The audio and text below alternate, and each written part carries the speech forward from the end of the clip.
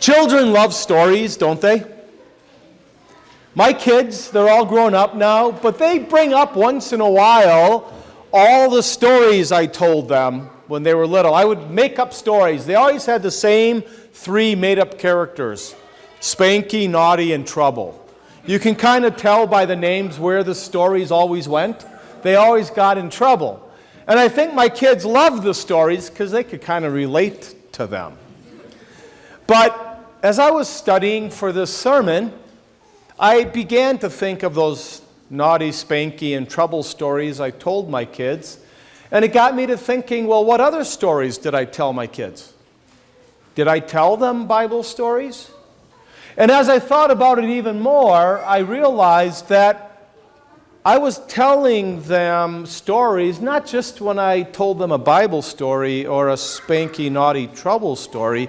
I realized that I was telling them a story by how I lived my life, what I did do and I didn't do, how I reacted to situations or didn't, and how I spent my time.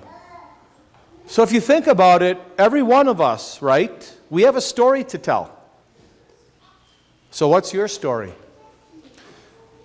Isn't that an important question to think about? Because whatever your story is, that's the one you're going to pass on to your children and your grandchildren, children of this congregation, to the next generation, right? Asaph talks about a story. He referred to it as the praiseworthy deeds of the Lord. Now, maybe when you hear that phrase, praiseworthy deeds of the Lord, you're thinking of our Milky Way solar system with its 2 million stars and the billions of galaxies out there. That's a praiseworthy deed of the Lord, right? Or maybe you're thinking when you hear that phrase, praiseworthy deed of the Lord, the fact that quarter of our earth is covered by mountains, 2/3 is covered by oceans, some as deep as the mountains are high. That's a praiseworthy deed. Or do you think of maybe all of the life-living things out there and the ecosystems that sustain them? That's a praiseworthy deed. Maybe you're even thinking of the human body. Incredible, right? But creation, wouldn't you have to say probably creation is God's first greatest miracle, right?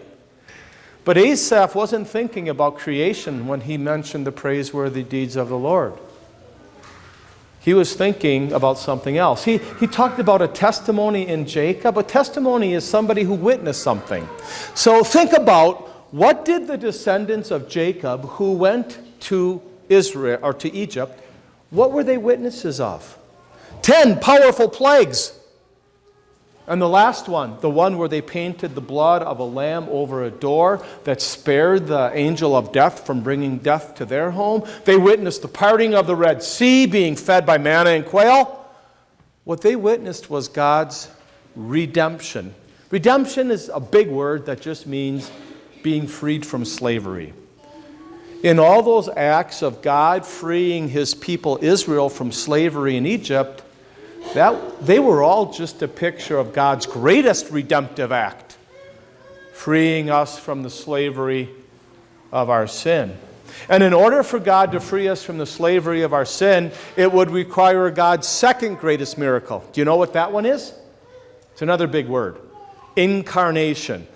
Incarnation is just a big word that means God took on human flesh. Isn't that a praiseworthy deed? Think of the miracle of God doing that. Here's God. He's eternal. He's all-powerful. He's all-knowing. He's all-everything. He created the world. He's holy. He's sinless. And then he sets aside all of that divine power to take on our human flesh. Why? He didn't do it for his benefit. He did it for yours. He did it so he could be the one to live a perfect life, never sinning once, to win the holiness and perfection that you and I need. Because you want to get to heaven, being good enough isn't good enough. God says, be perfect. And Jesus lived that life so he could give you his perfect life. Why did Jesus set aside those divine powers and take on our human flesh? So he could die a human death.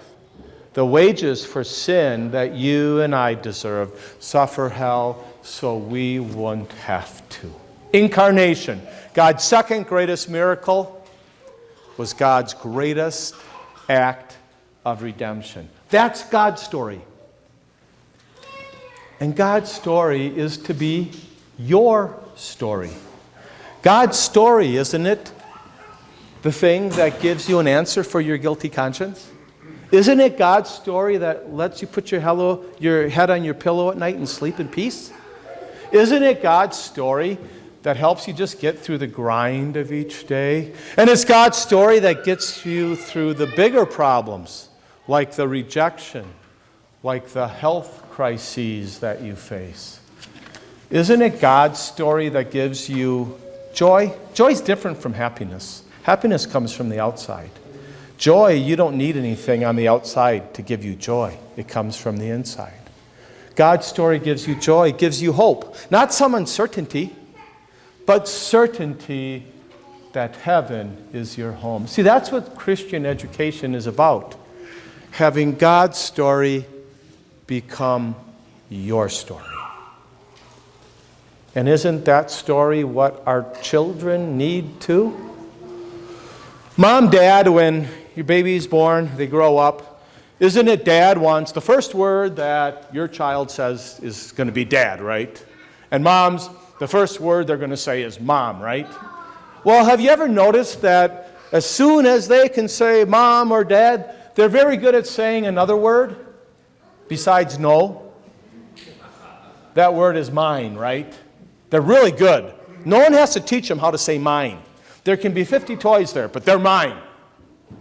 See, it doesn't take much for our children to show that they have a selfish tendency. It doesn't take long for our children to remind us that they were conceived in sin and born with the same sinful nature we have. That means they're under the same penalty for sin. The wages of sin is death. You want to doubt that? Well, think about this. It's not just adults that die. Babies die too. They need the same answer for a sinful conscience.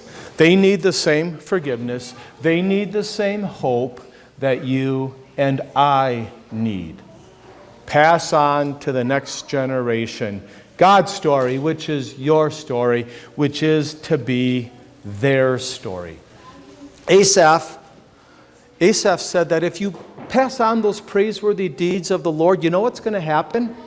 Then your children and grandchildren, even those yet unborn, they're going to put their confidence in the Lord. Think about it. If there's one person you want your kids to have confidence in, isn't it? It's not you. Isn't it the Lord? Think about it. What good is it if your kids end up being the wealthiest? One's elected as president.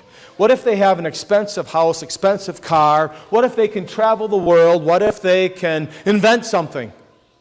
At the end of their life, none of that's going to matter. Only one thing's going to matter. And it's not how the U.S. economy is doing. It's not how this world is happening. What really matters is that they have confidence in the Lord. Because one day you and I aren't going to be here. But He will, right? One of my seminary professors told a story once. Before he became a seminary professor, he was just a pastor of a mission congregation. And this mission congregation, almost all of his members were people who came to faith in Jesus older in life, after they were adults.